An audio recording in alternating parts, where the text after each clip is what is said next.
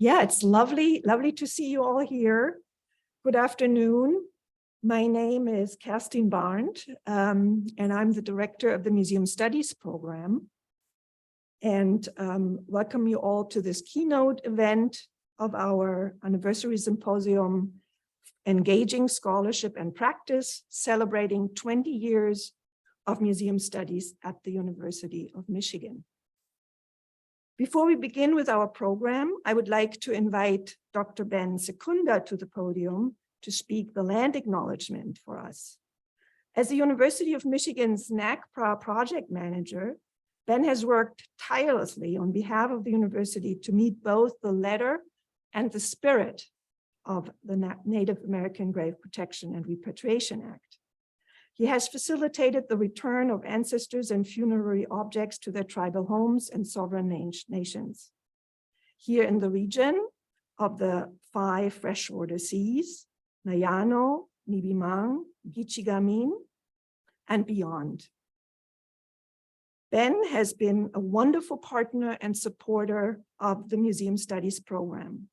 He has met with us and our students and helped us grow connections and understandings with respect to our region's Native American past, present, and future, and our obligation to build sustaining and reciprocal relationships with all communities from whom we hold collections here on our campus.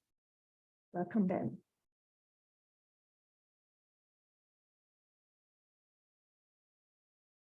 Yeah, thank you to everyone, and thank you for coming out here tonight. Usually when I hear these land acknowledgements, I have kind of mixed feelings about them because sometimes they're just kind of hollow statements. People recite something and go away. I'm not going to do that. I'm going to give you a very brief history of the connection of the land and the institution to the tribes in the area, just so you're aware. Whenever I'm asked about land acknowledgements, I always ask, who or what are you trying to acknowledge? If you're trying to acknowledge the land, well, there were a number of different tribes here. Probably the most prominent would be the Anishinaabe, which is the Ojibwe, Chippewa, they're sometimes called, Potawatomi, and Odawa. Also the Wyandot, also known as the Huron. I tell folks, well, you're in the Huron River Valley for a reason. So they were here too. Probably the Anishinaabe and Wyandot are the most prominent. But certainly you had the Kickapoo, the Sauk and Fox, the Miami, see their origins just to the south of here in the Toledo area in the Maumee River Valley. Shawnee were here, Seneca, Delaware, also called Lenape, were in and out at different times, different situations. So there were a lot of different peoples here. But like I said, the predominant ones were Anishinaabe and Wyandot. But beyond the land connection, there is a different kind of land connection that connects to the institution of the University of Michigan. And this gets into the Treaty of 1817. A little over an hour south of here, there's a site called Fort Meigs in Ohio. And as part of a treaty, there was a clause in the treaty that a group of Anishinaabe leaders that were connected to St. Anne's Rector, which is basically the Catholic Church in Detroit, they had asked for some land to be set aside in an area that was called the Macon Reserve. If you go about a half hour south of here in a town called Dundee, as you get off the 23 there, you see a sign that says Macon Reserve over to the left. A portion of that reserve that was set aside, they wanted transferred over to either host a university or the sale of the land be used to benefit a university. Obviously, we're in Ann Arbor, so they didn't locate down near Dundee, so the land was sold. But what the purpose of it was, and the clause was, is they said, well, we might want our children educated in a Euro-American style institution in that way. And no one has ever been able to find the minutes from this treaty negotiation to see who exactly made it, other than these leaders that were connected to St. Anne's Rector, and what the purpose of it was, what the discussions around it were. But there was a previous institution that was set up by Father Gabriel Richard, who ran St. Anne's Rector. He was also one of the first 2 presidents here at the University of Michigan with William Monteith. And Father Richard was very well respected among the tribes. And he had set up what was called the Spring Arbor Academy down there, or excuse me, Spring Wells Academy, confusing with the school, Spring Wells Academy, earlier in the 1800s.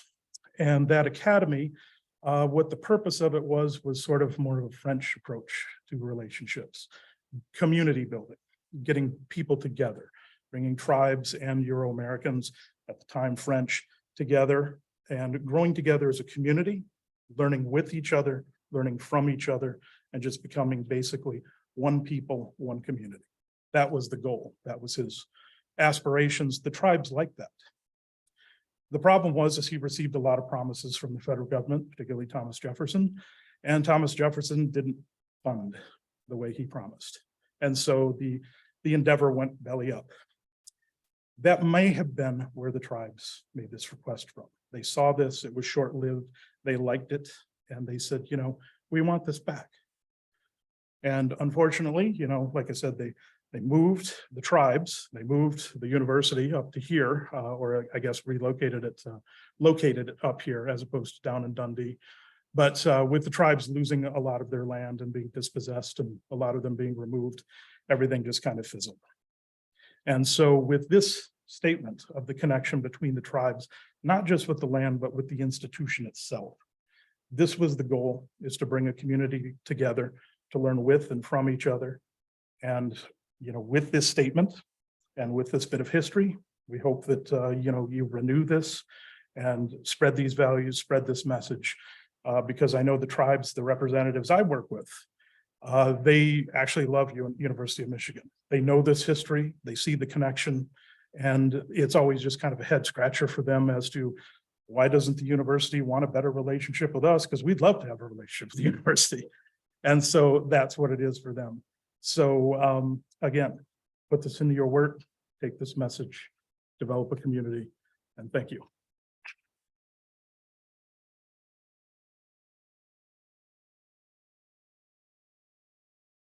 Thank you, Ben. So before we continue with our program, I want to begin with a round of welcome. First, I welcome Ben. Now I want to again welcome and acknowledge all of you here. First of all, our many current and past museum studies students, thank you for joining us and helping us celebrate. Your presence certainly helps to mark this occasion, as does the fact that each and every one of the program's past directors are in the audience today. Welcome to Ray Silverman, to Margaret Hedstrom, to Carla Sinopoli, and to Brad Taylor. Having you all assembled here really makes this feel momentous and very special. So I would like to have all of you, former directors and students, former students and current students, stand up. Right.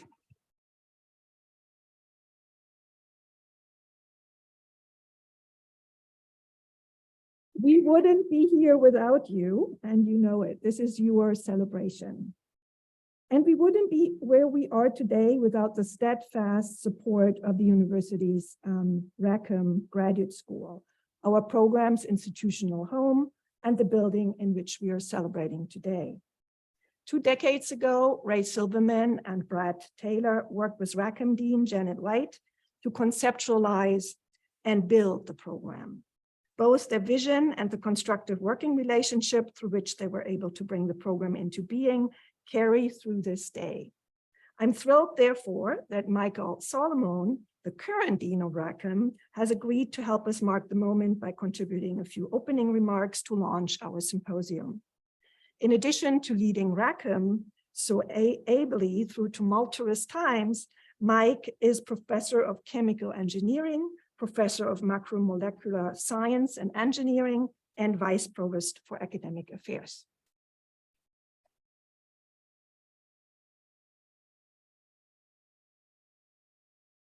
Thanks very much. I'm really delighted to be here with you this evening to celebrate this important milestone of a unique and innovative program at the University of Michigan. As you know, created in 2002, the Museum Studies program is UM's only certificate program that is positioned directly within the graduate school. It's a unique status, and I think this is fitting as the program's 2 core principles and values align closely with Rackham's own values. The first that I would raise is interdisciplinarity. In 1935, Horace and Mary Rackham created an endowment that Mary Rackham was instrumental in directing towards graduate student fellowships, research, and this building in which we are gathered tonight. Her vision was this building would be a center of interdisciplinary exchange on campus.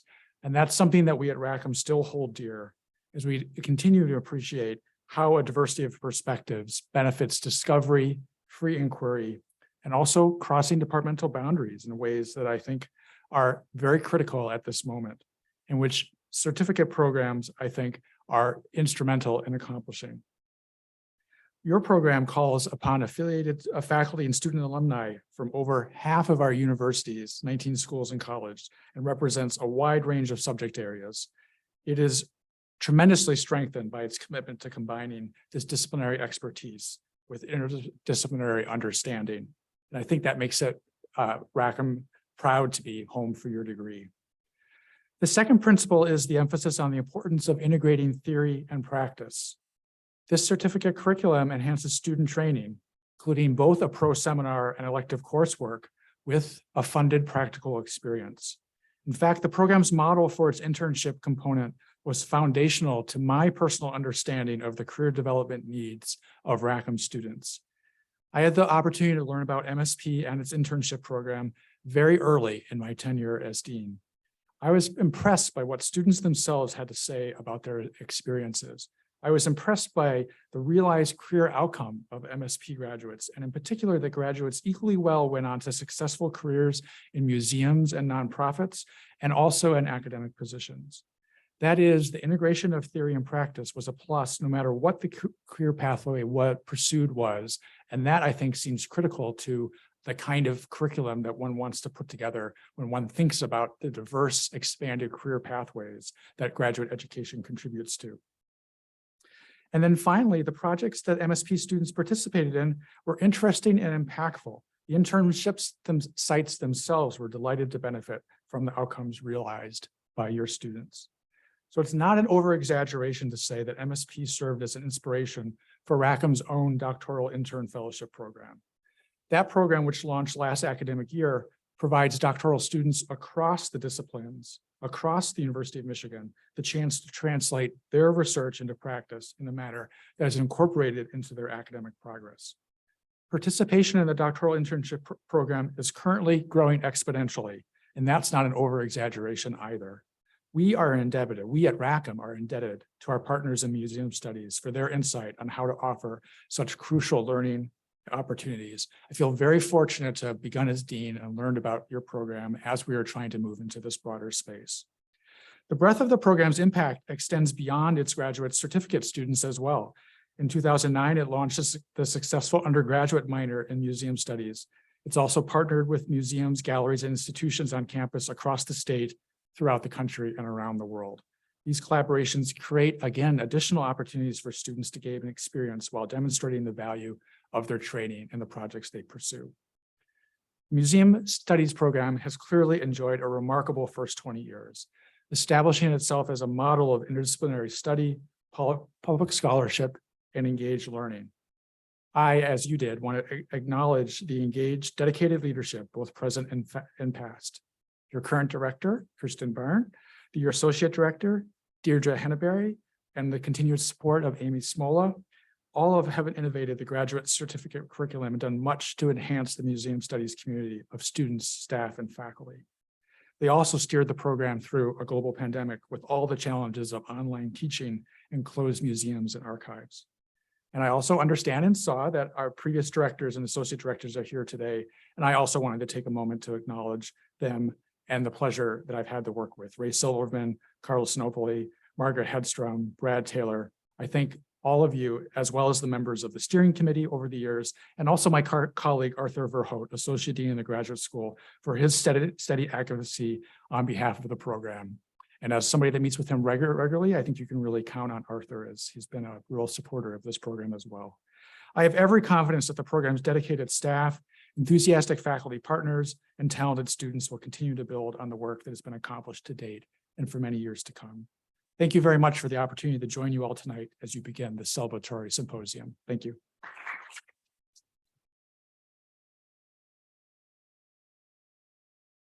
Thank you, Mike. So we begin again, we begin our symposium with a keynote by MSP visiting scholar Cara Krmpotich, Director of Museum Studies, Museum Anthropologist, and Associate Professor at the University of Toronto. Cara arrived yesterday and already met with our current cohort of Museum Studies certificate students in the context of the Museum Studies Pro Seminar. She listened to and commented on the students' interim reports about their capstone projects that address specific questions and needs by our local museum partners. Before I come back to Cara and her wide-ranging scholarly practice, please allow me to share a few thoughts. And thanks, to continue Mike's thanks, of my own about our program's history, who helped us get to where we are today, and how the Museum Studies program approaches critical museology as we embark on our third decade. Dean Salomon has already lauded the internship experience that MSP has offered to over 200 graduating master and PhD students since 2003 from about 25 different departments and programs across 7 different schools. So, as you said, you have come to us from all over campus, and we are proud of that interdisciplinary aspect of our program. Most of our graduates have found careers in museums, archives, libraries, universities, and related institutions, and the internship helped prepare them on their professional path. Additionally, the capstone projects that I just mentioned send our students out into the museums on campus and in the region to help answer some pressing issues of these institutions. Internships and capstones are both cornerstones of our program.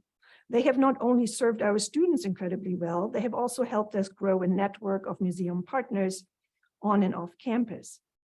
In place since the first Museum Studies program cohort arrived on campus, these cornerstones also speak to the vision and foresight Ray and Brad and the colleagues serving on the MSP steering committee had 20 years ago. Together, they created an incredibly solid yet flexible structure that is filled with life and remade every single academic year and with each successive cohort. In conversation with colleagues and the growing scholarship in our field, as well as in collaboration with our community partners on and off campus. In the spirit of constant renewal, the MSP cohort of 2007 and 8 modified our acronym to issue a challenge and a provocation.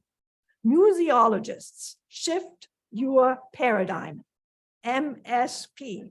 Yes, some of you recognize an earlier self of yourselves in this image.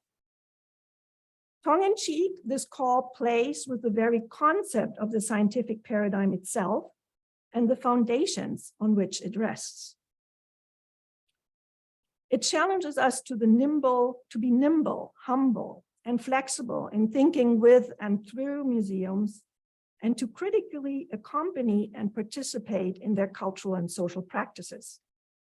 In 2014, Ray certainly had this challenge in mind when he coined the term slow museology, asking us to create time and space for the, and I quote Ray, multiple ways of knowing that often meet and coalesce in the museum object upon which various meanings have been inscribed. There is no doubt museums and museum studies have changed in profound ways in the last 2 decades. With ICOM, we now define museums more comprehensively as socially responsible institutions.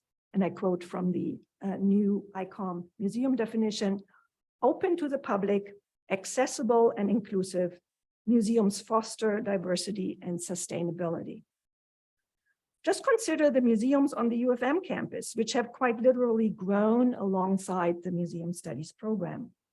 All 3 public-facing museums, the Museum of Art, the Museum of Natural History, and the Kelsey Museum of Archaeology, have expanded into newly designed wings or moved entirely into a new home. All have revised their permanent exhibitions more than once and from the ground up. In parallel fashion, the university's research museums and collections, anthropology, zoology, paleontology, and the herbarium moved from their on-campus location in the old Lutheran Museum building to a new off-campus facility, the Research Museum Center on Varsity Drive.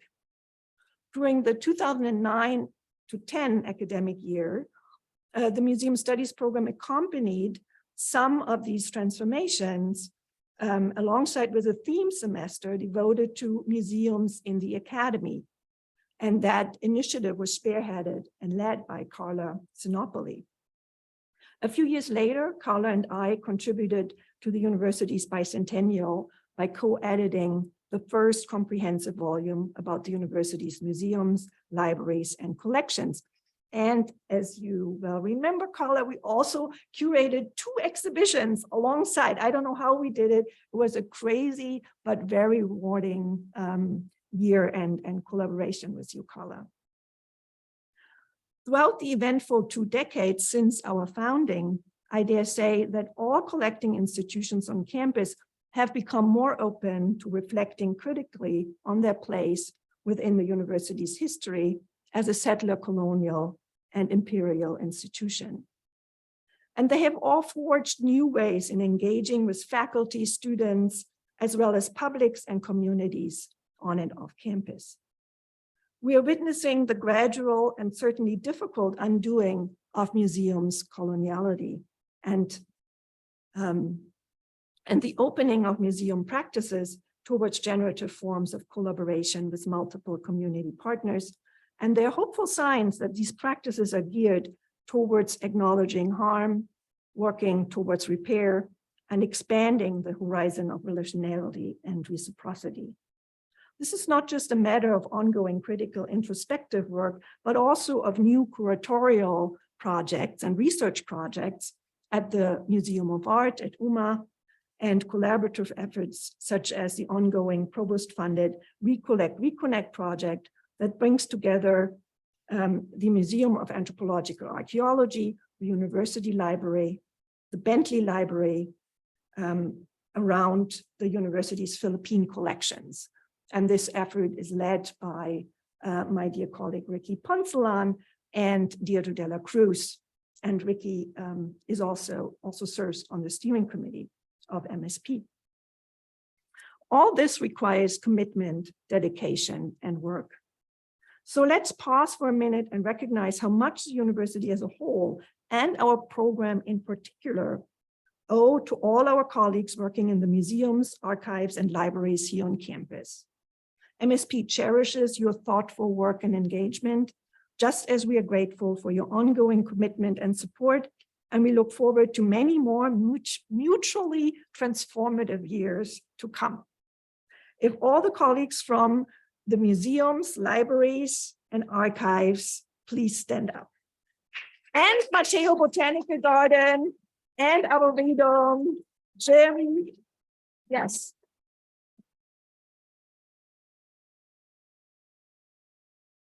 Thank you for coming.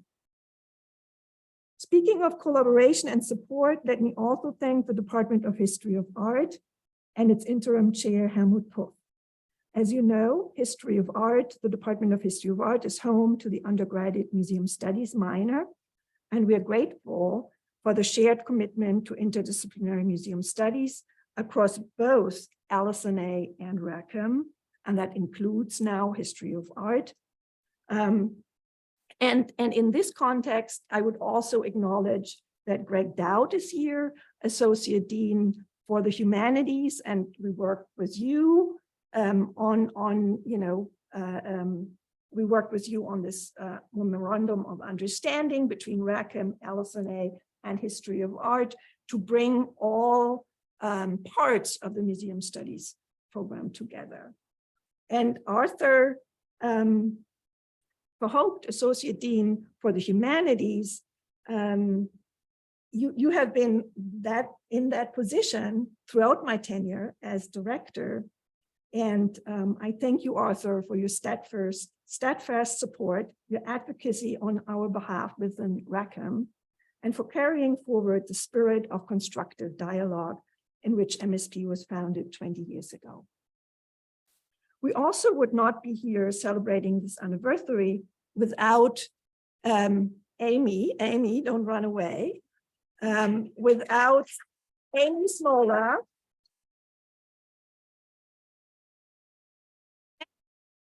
Director Deirdre Hannabury.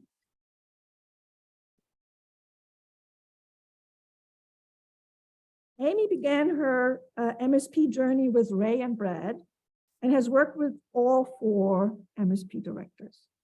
We are immensely grateful for the continuity you granted to the program, Amy, for your enthusiasm and tireless effort on behalf of our students, faculty, the steering committee, guest speakers, and alums.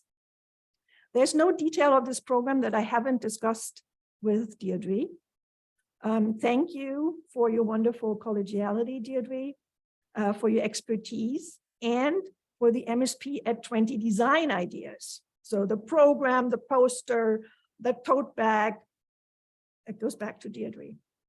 But also the concept, the content concept of the program that we developed together. And last but not least, during the last weeks of conference preparations, we also benefited from the organizational skills of Estrella Salgado, one of our program's recent graduates. And those of you who are here, you know, the alumni speaker who are here to present tomorrow, you have all already met Estrella, and she is sitting right next to Giri.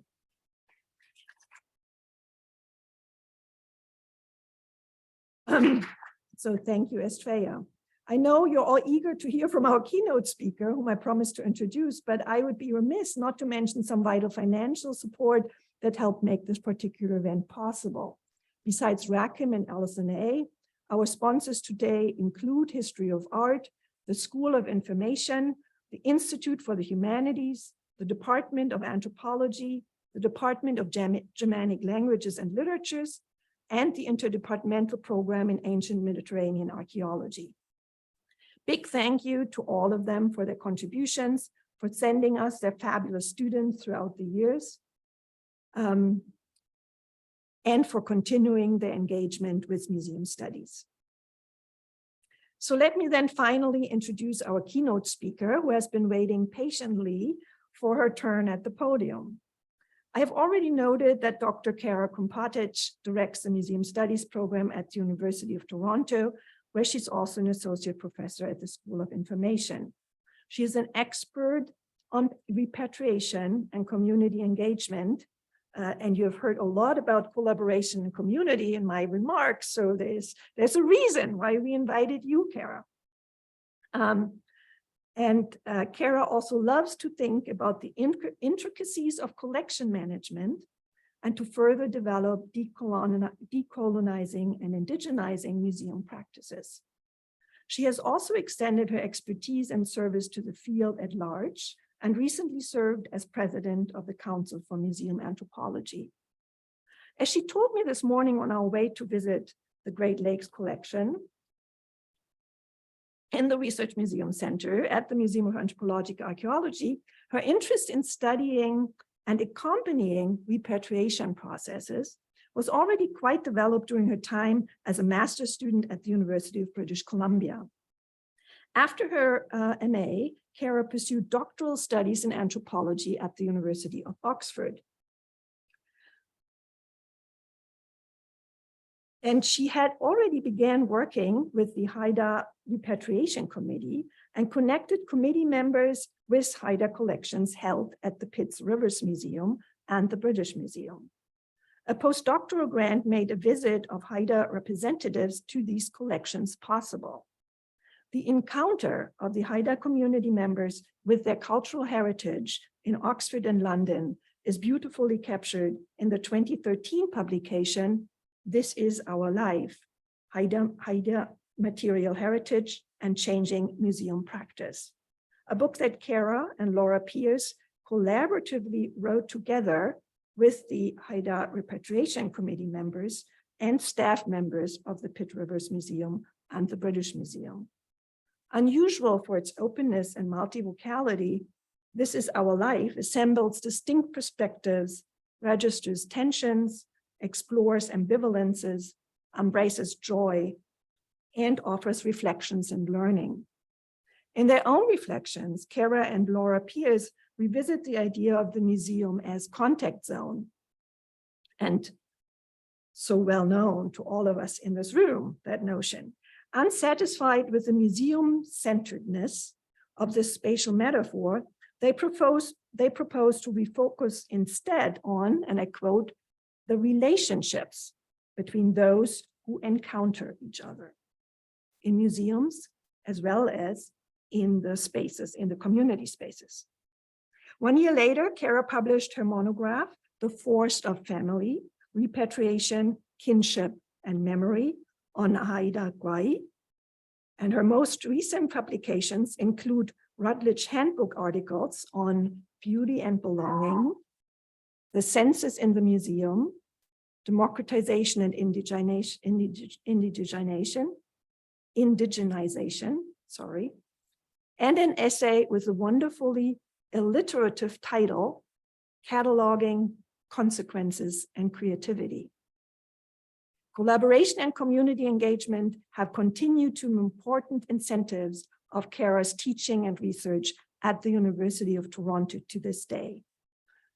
Together with Heidi Boheka, Cara co-directs GRASAC, the Great Lakes Research Alliance for the Study of Aboriginal Arts and Cultures, an interdisciplinary network of scholars based in Indigenous nations, museums, and universities.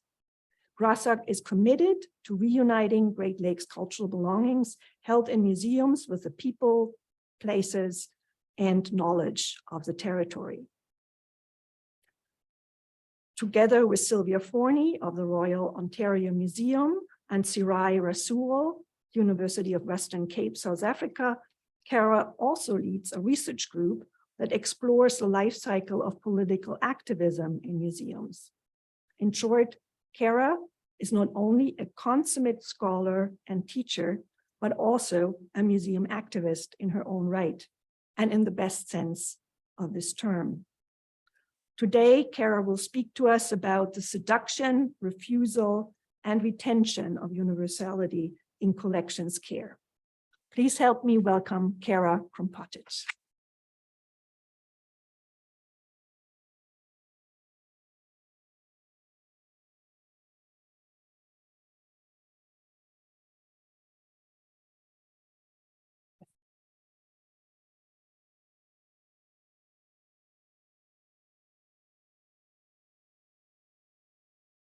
I'll just double check that folks can hear me all right. Great, thank you. For those for whom this is helpful, I am a white woman with short gray hair of average stature. I'm wearing a green dress and I have purple earrings on. I will describe my slides tonight, though I'll do it as part of the narrative. I won't necessarily do it as soon as the slide changes.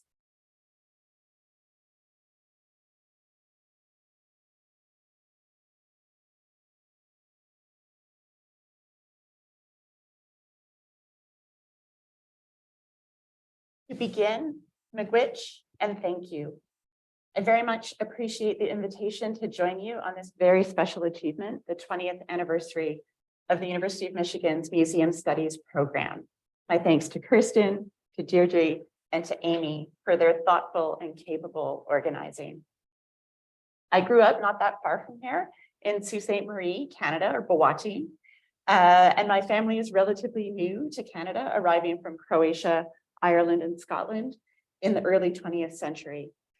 Although I spent significant time in Lake Superior and Lake Michigan, it was not until moving to the Pacific Northwest that I learned how to acknowledge the formative roles of lands and waters on myself as a person and on the politics of our interactions and exchanges.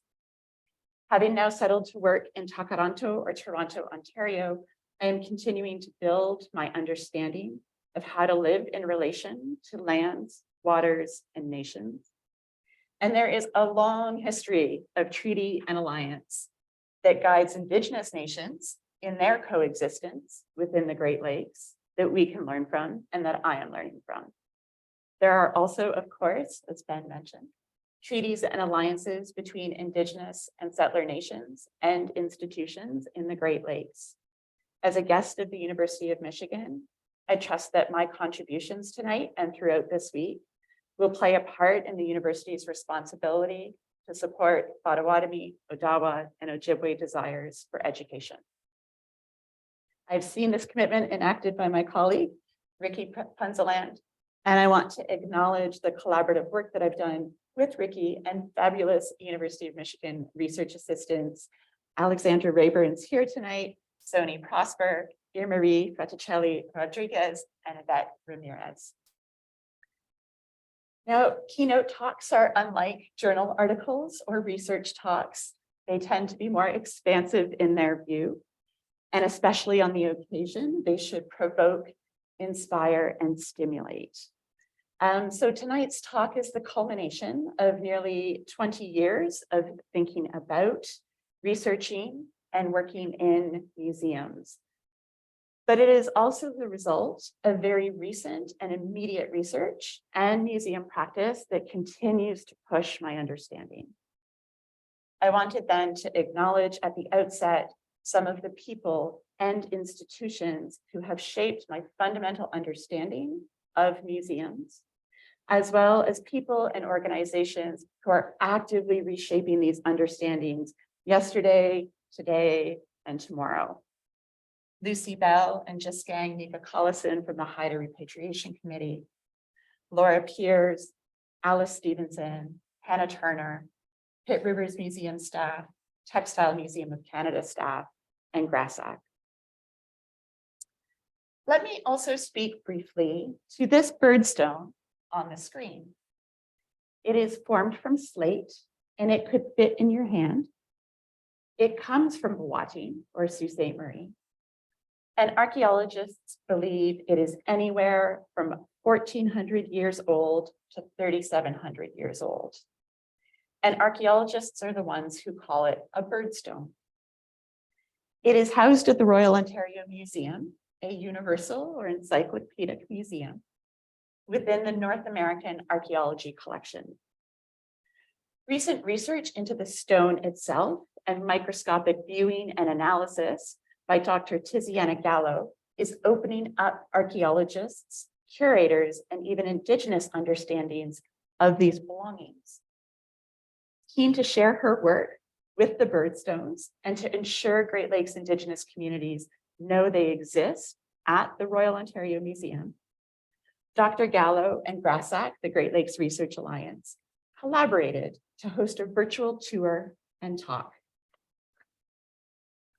Whereas original archaeological theories suggested these were atlatl weights, Gallo and her Indigenous interlocutors during the talk agree that the interpretation seems too narrow. They suspect a wider range of uses, purposes, and motivations. Moreover, in our preparatory work together, one of our team from Grassack thought about the way that water birds are able to be part of the sky, the earth, and they can dive below into the underwater worlds. This worldview of water, earth, and sky is central to Anishinaabe and is foundational to the exhibition and catalog before and after the horizon, Anishinaabe Artists of the Great Lakes. This birdstone is a helpful reminder that all people have ideas about the universe and the world around them, and all cultures are actively involved in world making. Today, I'm going to focus on the cosmologies and knowledge practices that are both reflected within and produced by the work of museums.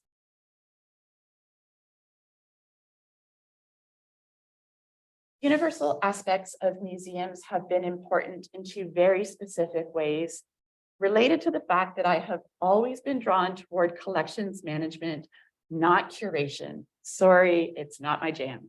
And this is so in my professional research, practice, and teaching. I love collections management.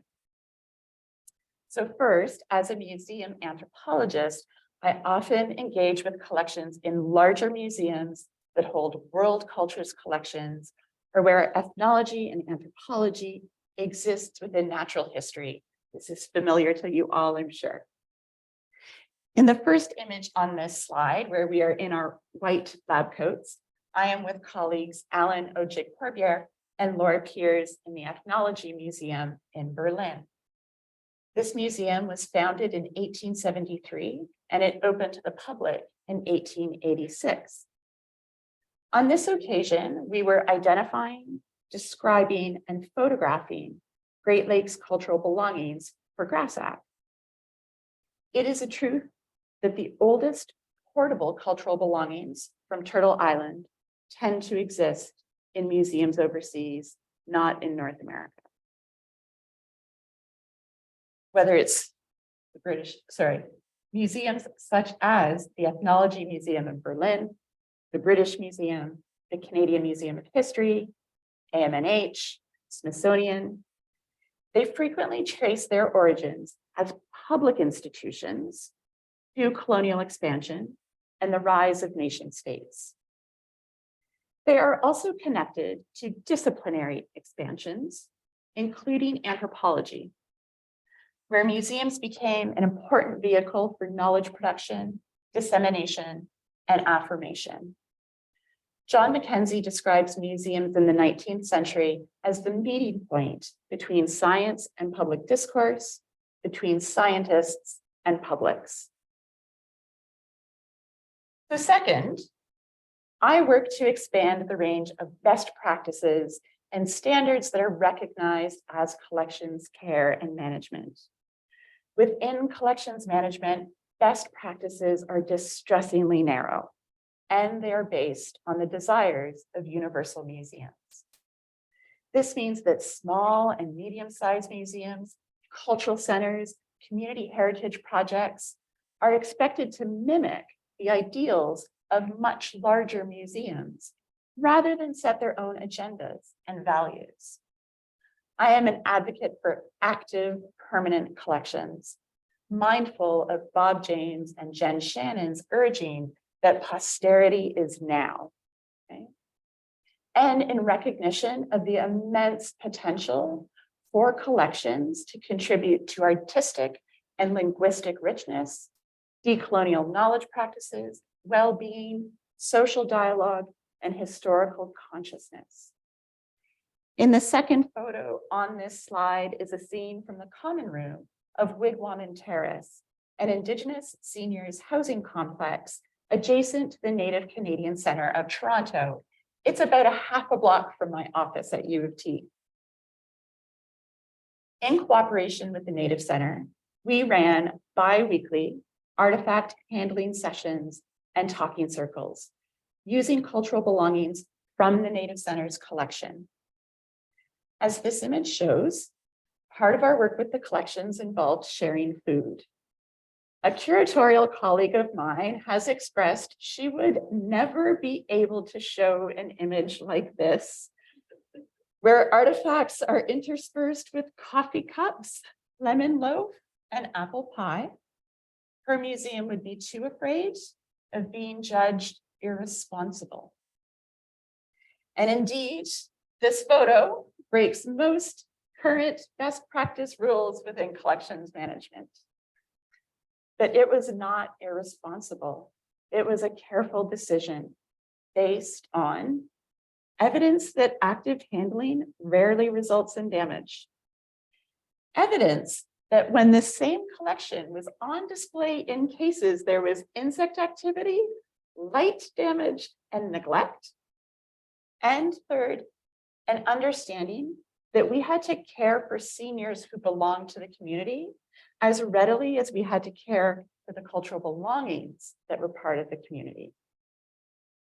In moving parts of the collection every other week next door to the seniors' residence, it was monitored regularly.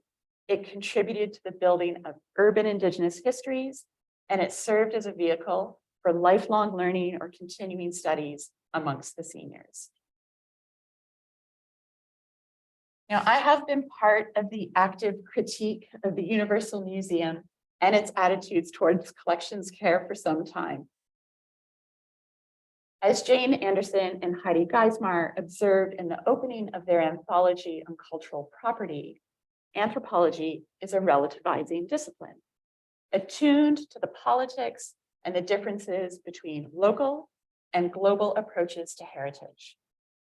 This relativizing also means, however, that rather than simply dismiss the encyclopedic or universal museum outright, it behooves me as a museum anthropologist, a museum studies scholar, and a collections manager to understand the local motivations and contexts of universal museums.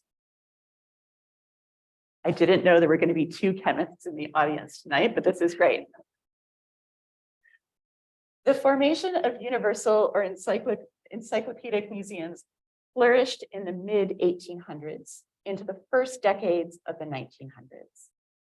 As Mackenzie describes it, quote, "The opportunity to sweep up the world into one place seemed to offer extraordinary insight into the possibilities of scientific globalization through, as he describes them, visual encyclopedias of knowledge and empire."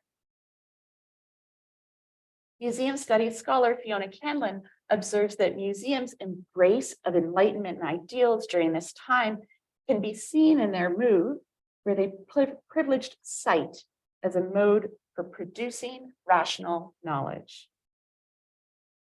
We also see during this time in European-oriented science a systematic ordering of the world, built upon rational knowledge, where things occupy a singular place. Outside of museums, we see this in the formulation of the periodic table by Russian chemist Dmitry Mendeleev in 1869, which he refined, and you can see it in the first image here on the slide, in 1871.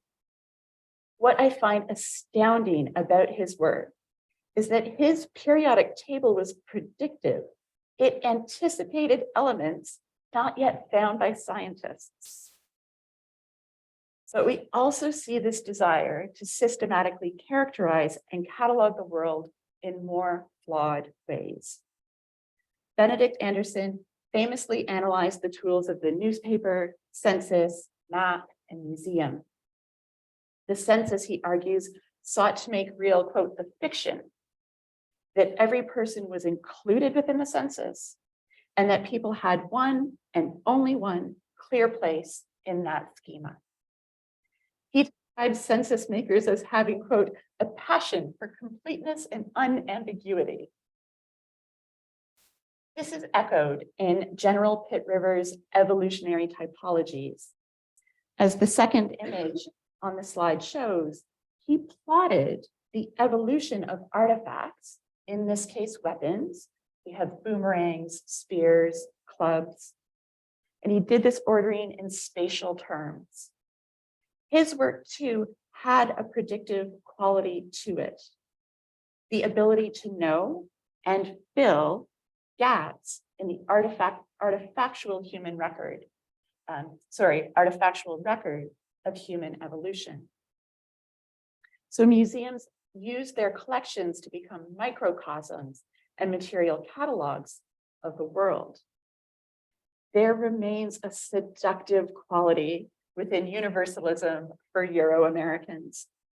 It offers 5 C's: completeness, comprehensiveness, comparison, certainty, and canonicity.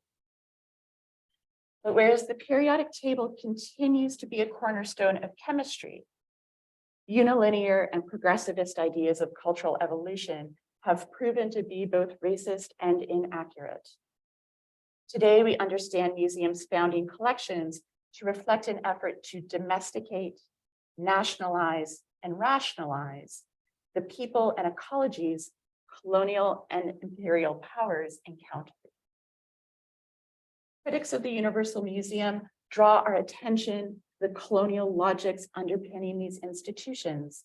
And as Benedict Anderson points out, colonial tools, whether a census, a map, or a museum, anticipated a reality, They modeled colonial desires more so than simply mirroring back an objective truth.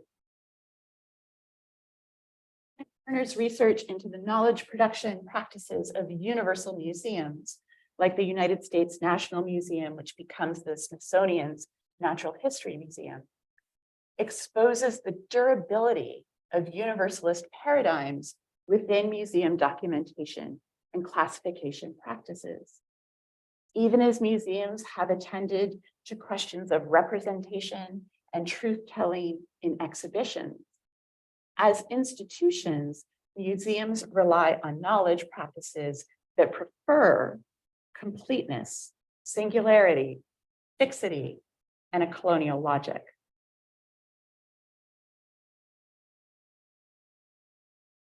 The most telling example of this for me remains the way nomenclature 4.0, it wouldn't be a keynote on collections management if we didn't talk about nomenclature. Nomenclature 4.0 is the standard integrated within most top-selling museum content management systems. It continues to singularly categorize tikanagan or cradle boards as a human-powered vehicle alongside canoes and bicycles. So this slide shows the intellectual framing of cradle boards. According to nomenclature 4.0, you move from the most specific item, cradle board, up through broader categories, through human-powered vehicle to distribution and transportation objects. There is no possibility within nomenclature to prioritize parenting or family care as a category or entry point into understanding the role of this Odawa tikanagan, created between 1850 and 1854 and deposited at the Weltmuseum in Vienna, Austria. Indeed, family care, family relations, childhood are not a categorical possibility at all in this scheme. Indigenous information scholars are actively intervening into knowledge practices centered on fixity and singularity. Instead, as Sandra Littletree, Miranda Velarde-Lewis, and Maria Duarte emphasize, within Turtle Island, Indigenous knowledge is created in relation and exists in relation. By in relation, they do not necessarily mean relatives as kin, but they are always existing relationships between two or more subjects, not a subject and an object. If we remember back to the birdstone and the thin slice of earth between water and sky, Anishinaabe curators and scholars Alan Ojik Corbier and Mi'kmaq Mi'kwans remind us that such divisions reflect, quote, no absolute categories, and that there is no limit to the roles a subject can hold. Anthropologists Marilyn Strathern, Alfred Gell, and Maureen Matthews suggest that an entity is most subject-like when its multiple relations are recognized and encouraged. In contrast to an Enlightenment goal of objectivity, subjecthood or a museological subjectivity describes the plural and the multiple.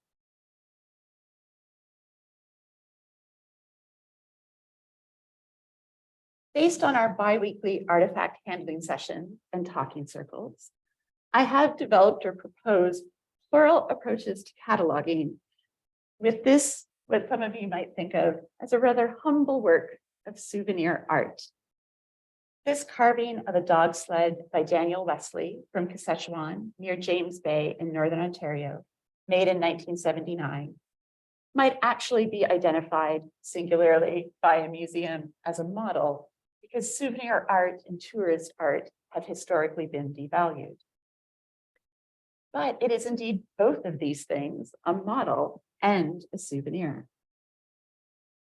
It is also possible to relate this dog sled to the tree from which it was carved, to the carver and his other creations, to the women in the artifact handling sessions their experiences and memories of riding in dog sleds with their family members. One describes looking up and seeing her grandfather's snotty walrus mustache in the cold and the snow. Susan remembers that her dad fed the dogs porridge, hot porridge, before they ran, and she can hear that crack of the whip in the air. These families also have intimate knowledge of their trap lines. And we could think about the relations wherein colonial and capitalist forces propelled Indigenous families into a market economy. The opposite of rational knowledge is not simply irrational knowledge, but it is, or at least it can be, multisensory, emplaced, relational. Paradoxically, in taking this pluralist subjecthood approach to description and to cataloging, our sense of this modest dog sled seems to become more universal. We can recognize multiple agencies and people and knowledge who are in motion. As a settler scholar, subjecthood also takes me toward a relational approach to knowledge without appropriating or trespassing on the lived experience and direct relations Indigenous scholars identify as being at the heart of Indigenous knowledge systems.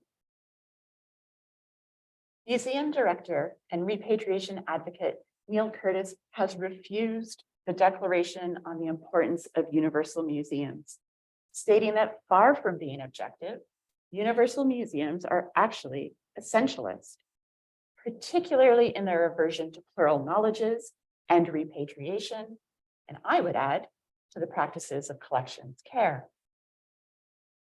In addition to being essentialist, they have also been decried as retentionist, owing to their unwillingness to repatriate items for fear it would be a loss to the museum and a detriment to their visitors. Universalists concerned that repatriation results in loss are surprisingly short-sighted and run contrary to the available evidence. It is useful to remember in this moment that museums' roles in repatriation are not limited to the entity that returns. Museums are also very frequently the recipient of repatriated materials. Equally, we need to acknowledge that repatriation has led to the creation of museums, the Haida Gwaii Museum, the Umista Cultural Center, the National Museum of the American Indian. I am currently part of a team supporting efforts by the Anatomy Museum at the University of Edinburgh to conduct provenance research, identify descendant communities in Canada, and contact communities' governing bodies about potential ancestral remains held in Edinburgh. This is a refusal of retentionism. The museum's proactive approach to repatriation sees our team confronting the racism of phrenology as a scientific pursuit and seeking approaches to repatriation that do not perpetuate the harm of past museum practice. Rather than having descendants having to locate and search an online database that uses museological and osteological terminology, our team is taking responsibility for researching, assessing, and correcting errors in documentation and returning some semblance of humanity to the ways ancestors are identified in museum documentation. Through introductory letters and virtual sessions, we share what we know, what we don't know. We learn what communities desire to know and what next steps are appropriate. There is no law compelling the Anatomy Museum to undertake this work or their other ongoing commitments to repatriation in Africa and in Asia. This instance of the Anatomy Museum is an important illustration of how loss as a framing for repatriation is misplaced.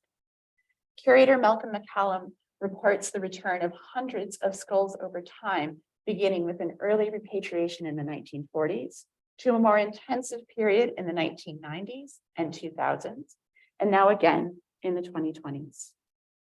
He also acknowledges the gains for his museum from participating in repatriation, including conducting research at the behest and with prior and informed consent of communities seeking greater information about their relatives, and expanding disciplinary understandings of collections to include culturally specific knowledge, values, ethical beliefs, and histories.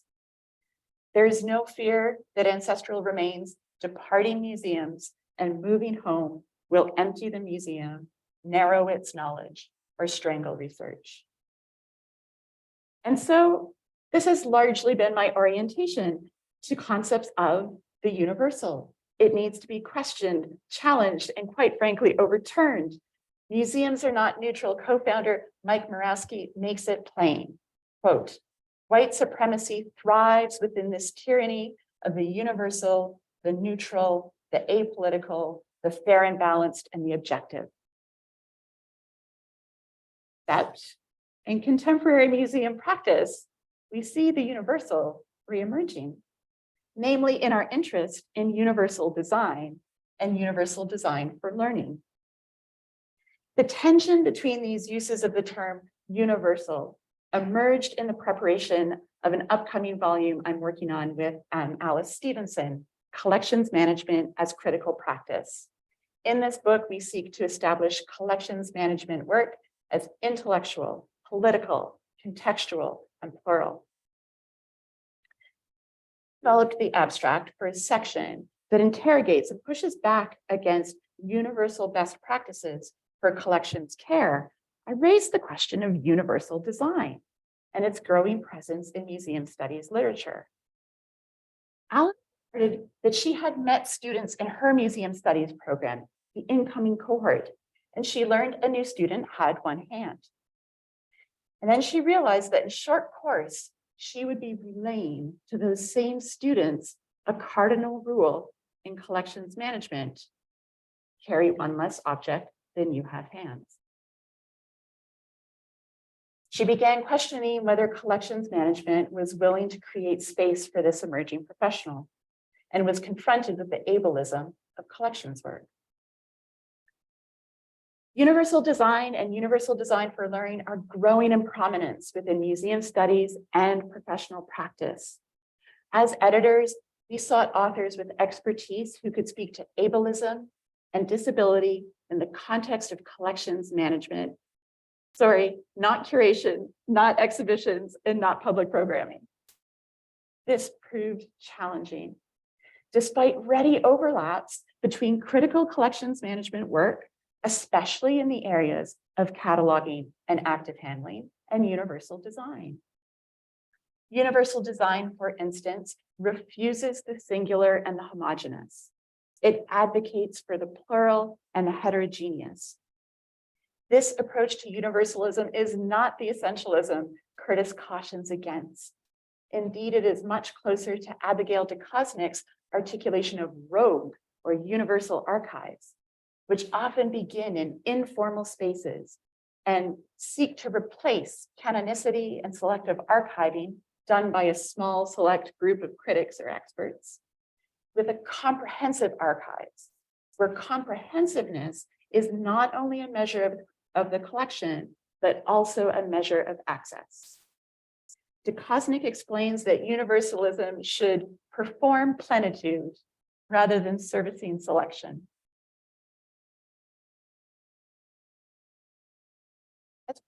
World making that recognizes variation in bodies, cognition, and capabilities. The emphasis within universal design is less on prediction and more on anticipation. Universal design and its extension, universal design for learning, Wright, Rappold, Schlickman, and Daly, quote, requires anticipation of and attention to the full range of diversity and variability in the population. At its core, universal design seeks to create products and environments that benefit all individuals, regardless of age or ability, and without stigmatization or accommodation. This slide shares an image from the Museum of Modern Art and reflects research written about by Hagley Library curator Lynn Cantonese on the deeper history of universal design beyond architecture in the 1990s. She traces it back into industrial design. And this black and white photograph is of a 1948 exhibition at the Museum of Modern Art, featuring industrial designer Thomas Lamb and how his wedge lock handle could be integrated into everyday objects, such as a tennis racket, machete, paring knife, telephone, or iron. I mean, to be fair, a machete may not be every day, but Lamb's wedge lock handle is an early and influential example of designing for social purpose and social responsibility. Universal design for learning is further premised on performing multitudes, seeking as it does to provide multiple means of representation, expression and action, and engagement. While I am by no means an expert in universal design or universal design for learning, it is surprising to me that museum educators, curators, and exhibit designers rest easily with the term universal, borrowed from the field of architecture and industrial design, but rarely confront its legacy in the museum field itself. Egyptian museum and accessibility scholar Naveen Nizar Zakaria acknowledges the global influence of Euro-American medical and social models of disability, and even hints that an Arabic strategy toward accessibility could be possible. Her characterization of the local in Egypt is predominantly through the lens of Egypt's laws and government ministries, which are awkwardly compared against and found to be lacking and underdeveloped compared to Euro-American expressions. Hers is, though, perhaps an understated critique. And this slide here has the quote that I'll read from, as it's a bit longer. She writes, "Most museums in Egypt, particularly the main national museums, operate from a 19th century mandate. They focus on collections of objects, documentation, and preservation rather than visitor engagement. However, museum professionals in Egypt are shifting their perspective on education and cultural action. The shift, tends to be modeled on international precedent rather than addressing the accommodation needs of Egyptian society and the types of accommodation required by the population."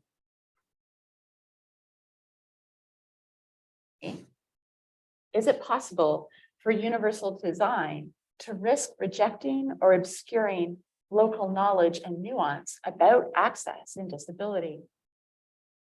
Nizar Zakaria observes, quote, "Leadership need not follow the legislative interventions witnessed in Western countries that blossomed into what is now known as universal design. Instead, a truly Arabic initiative will require a new self-initiated path from willing museum leaders working to develop a shared organizational culture," end quote. Universal design and universal design for learning proponents in the museum have been proactive in identifying the myriad spheres in which universal design needs to occur. Fortuna and colleagues approach access as universal, meaning a holistic understanding of where to anticipate the needs of visitors through the use of escorts and docents, staff training that supports visitors' comfort and needs, audio, text and visual interpretation, the physicality of the space, web resources, tactile and haptic access, light levels, food services, restrooms, pre-visit planning. Their list for intervention is extensive and reflects common ideas that the ills of the 19th century museum come from it being object-centered rather than visitor-centered. I'm not convinced a focus on the objects themselves is the problem, so much as their unilateral framing as singular, fixed, and owned. The dog sled, for example, seems to offer precisely the kinds of multiple entry and connection points universal design seeks. In this slide, you can see some of the Cree and Anishinaabe women who participated in our artifact handling sessions though in this instance, we are at the Royal Ontario Museum.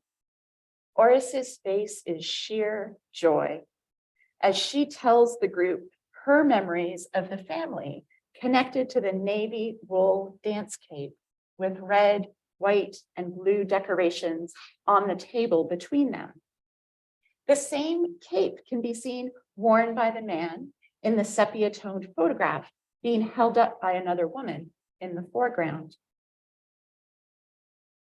Nevertheless, given the shift from collection or objects to visitor, perhaps it's not surprising that none of the spaces or actions identified by Fortuna and colleagues truly account for collections management and care. On the one hand, too often collections management is conceived of as back of house, disconnected from museums' work with the public. This is simply not tenable, especially when we consider the full breadth of institutions that are museums, historic homes, community and municipal history museums, Indigenous cultural centers, eco-museums, living history sites, digital museums, museums without walls. It certainly wasn't the case with my visit with Andrea and Jim this morning. And furthermore, museums' efforts towards cataloging and reparative description, as Ricky and I are going to work on Saturday, and our work in repatriation, these are deeply public and community-oriented acts that demonstrates museums' care for people alongside our care for objects. Anatomy Museum curator Malcolm McCallum, who I introduced to you earlier, summarizes it well. Quote, "We have a duty of care to the individuals in our collection, and we also have a growing awareness of being global citizens." Beyond research provenance, engaging in repatriation work requires us to develop our understanding of cross-cultural diplomacy, governance, and law, spirituality, animacy, and agency, cultural expressions of kinship, grief, mourning, responsibility, and care, and interrelationships between tangible and intangible culture. Arguably, when museum staff and their boards grow their understandings in these areas, their capacity to care for, curate, interpret, and activate collections for a diverse public improves. In our forthcoming volume, Collections Management as Critical Practice, Rafi Celia makes clear that museums' work in accessibility can not only be geared towards visitors, it has to anticipate museum staff as well. She asks the question of how many content management systems are compatible with screen readers or speech-to-text software. Celia's attention to those who spend years and careers in museums as readily as those who visit for an hour or a day has refocused my sense of reparative description. Reparative description arose from a context that demanded far greater ethical accountability from museums in the ways they produce and circulate knowledge. It demands a humanization, a fully relational subject of those persons, cultures, and nations objectified by the imperializing project of the Universal Museum. Universal design, however, may offer us another lens through which to understand reparative description. It can also improve our alt text, perform plenitude, and contribute to multiple means of representation, expression, and engagement. It is worth stating plainly that the word universal is an important concept within museums and within museum studies. But it is also a concept that itself has multiple meanings. Its usage has changed through time, across disciplines, and possibly also across space. This makes it good to think with, but it also challenges us to be careful and specific in our uses of it. It challenges us to also think about if and when we refuse it. What a powerful term, universal. It is a word that encapsulates why people globally resist, protest, refuse, and refute an enduring Euro-American phenomenon, the Universal Museum. And simultaneously, It provides the basis for museums to persevere in the creation of a truly benevolent, inclusive public institution. When I proposed the topic for this evening's lecture, the word that was not obvious to me was the notion of anticipation. We started tonight by considering the ways universal museums sought to predict or anticipate the gaps that required filling in order to build a totalizing vision of the world. We learned another form of anticipation through museums practicing universal design to anticipate the needs of all of its publics. I look forward to tomorrow's symposium and learning from all those gathered, especially the museum studies students, on this occasion of the 20th anniversary of your program. And I am so keen to understand what you anticipate for museums. Thank you, and Miigwech.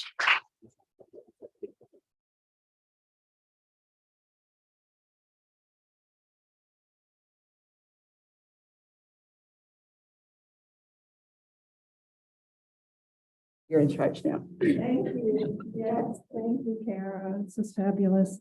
We have some food, but before we open the buffet, I would like to invite you to ask a few questions.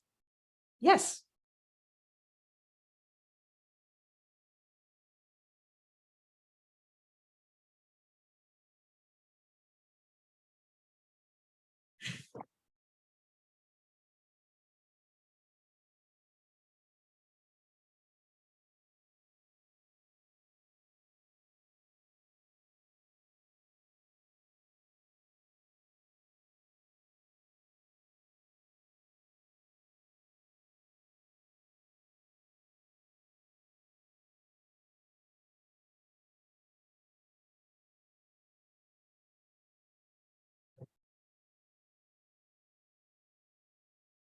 That's a great question. And I'm going to apologize to the history of art people because I am not a historian of art or visual studies. And one of I read a really interesting article about universal design, and it was employed in an art gallery. And there was this idea that art is the universal language and it brings us all together. And I was a little uncomfortable about that. I think in anthropology, we're often interested in these categories that exist across humans, but are expressed differently. And for me, aesthetics seems to be one of those. In Beauty and Belonging, the chapter that Kristen mentioned, I was thinking about Anishinaabeg aesthetics, where the women that we worked with, who are, again, not curators, not art historians, they are people who lived a full life, had jobs, retired, and were interested in learning new things. They often appreciated a person's cleverness and the work of making and the skilled hands that they had. But it was often a thing they would say, oh, she's so clever, right? And all of the things wrapped up with achievement, clever, knowledge, self-sufficiency. It struck me we're so often than how Indigenous folks in Canada, I presume America, are often described in the news, right? When I'm working on Haida Gwaii, aesthetics is so clearly tied to kinship and clan and your lineage, and it's tied to your rights and prerogatives and your histories and how you relate to others. And it's a beautiful thing to have your world reflect those aesthetic connections. So I mean, if other folks have ideas about aesthetics, feel free to chip in. But it feels like one of those categories that transcends, but it seems to also have local nuance, right? And specific expressions. But I think we learn how to read aesthetics, right? I think we learn aesthetics.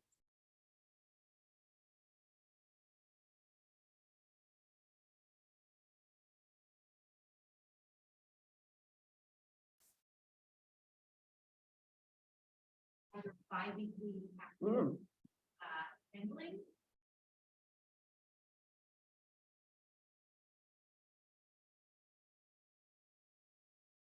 what challenges you might have faced in that process. Sure. A former student of mine was working at the Native Canadian Center, and she was an archive student, and she knew what to do with the archive in the library, but she also had the duty to care for some cultural belongings, material culture, and she wasn't sure what to do with it. So she invited us to go and visit. And part of the collection was a series of vamps, which is the decorated toe flap piece on a moccasin. And they had women's first and last names with them. For those who work in collections, you know that we very rarely get women in the collection, and we very rarely get their first and last name, and not their husband's name, their first name. And it was so exciting. And we thought we've got to do something with this collection. So we worked with the Native Canadian Center. They have a fantastic program for seniors' health and well-being. The Native Center asked us to not focus on elders, who they felt got a lot of attention, and people always wanted to work with elders. They asked us to work with like regular seniors because they wanted those seniors to know that their life stories mattered.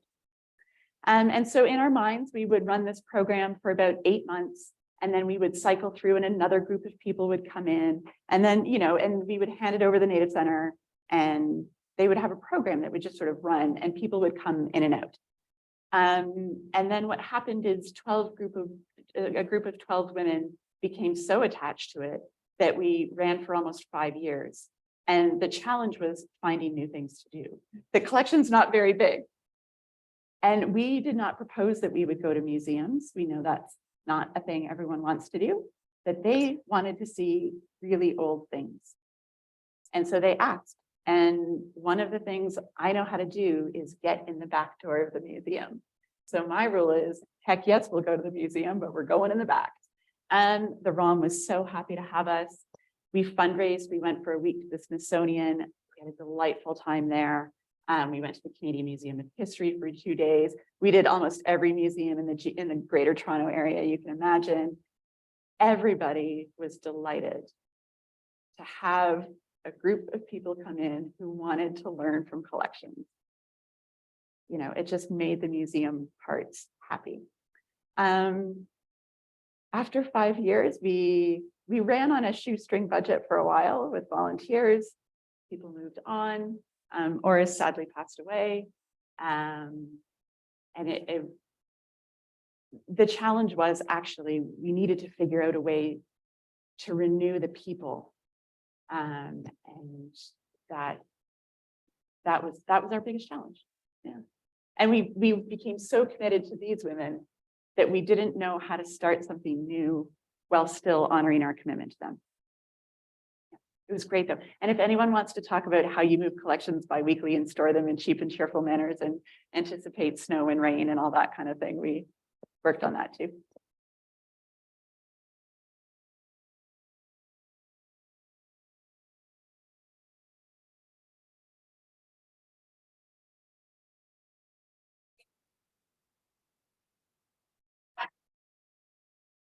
Yes, I was sort of talking with Andrea about this morning. Rubbermaid totes. Okay, so you can line the bottom with a little bit of acid-free tissue or something like that. But Rubbermaid totes, you could get about 8 things in, and then Ziploc bags as well, so that like moccasins, because the whole collection's edible. But it's a bit, oh yeah, but it's so you can get about 8 pieces in. We did sort of an inventory sheet for the top that had pictures, so you knew it was supposed to go back inside, and a little list on the side with the accession numbers, and they were just stored in cheap wooden shelves. But because they had lids and their size, like we carried them across, and they stack really nicely, so you don't need as many shelves. They were lightweight. We did it winter, summer, fall, and no pests. We were able to really monitor, and then between the Ziploc bags and the Rubbermaid, like it's pretty contained, right? So yeah, cheap and cheerful. Yeah. I have heard from a former student that they also put their Rubbermaid totes in their community project on the back of their 4-wheelers and ATVs when they're going further places, and that's also a fairly robust transportation solution. I love an active collection.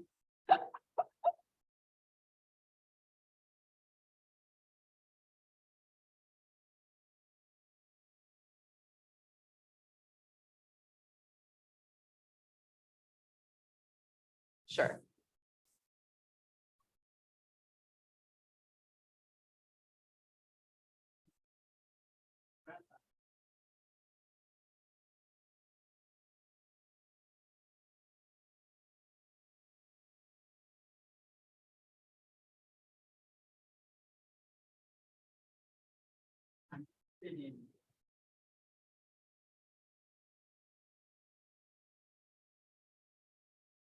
Mhm.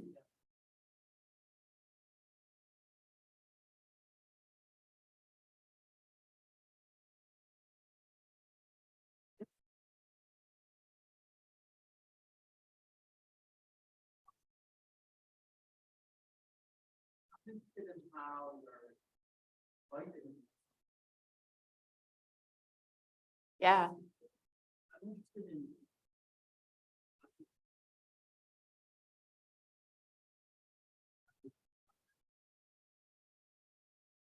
So the GRASAC knowledge sharing database, due to humanities funding in Canada, which does not want to fund databases, is now the knowledge sharing platform. And it was originally created in 2005 for researchers who are based in communities, universities, and museums, but it was password protected. And artists and elders in particular told us it has to be public. That youth need to see their stuff, artists need to find things more evenly, and it looks too much like gatekeeping. So the knowledge sharing platform will be public. It is a database, but it's a platform. We are going through extensive migration right now from Drupal 7 to Drupal 10, which requires a very talented and skilled developer to do this.